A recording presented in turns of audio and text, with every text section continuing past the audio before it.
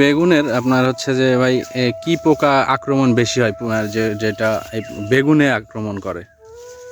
বেগুনের সবচেয়ে বড় মারাত্মক পোকা হচ্ছে আপনার মাজরা পোকা, আর হচ্ছে লাল মাকড়।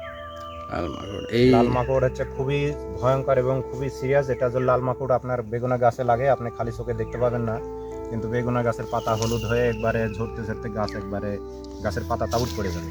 এই পোকা আসলে দমন করার জন্য আসলে কি কীটনাশক স্প্রে বা কি? আমরা বেগুন এই লাল মাকড় দমন করার জন্য আমরা ভাটিমেক্স, মিটিসল, তারপরে মাইট স্ক্যাভেঞ্জার এগুলো প্রয়োগ করেছি। প্রয়োগ করে আসানো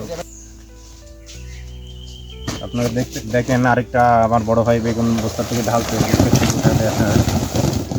মাস্টার তাল বাগান। আপনারা দেখেন বেগুনের এত রোগ প্রতিরোধ ক্ষমতা বেশি যে এতে পোকাতে আক্রমণ করে খুবই কম। 10 মন 12 মন বেগুন তুলে আপনার 3-4টা পোকা লাগা বের হয়।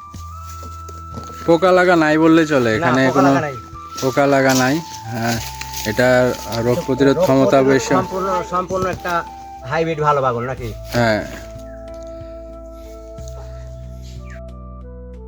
দেখতে পারেন এই বড় বড় বেগুন, এগুলো এই বেগুন অনেক বড় বড় বেগুন।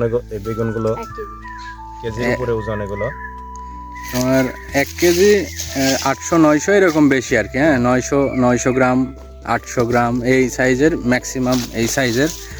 কিছু কিছু 1 কেজি পার আর কি।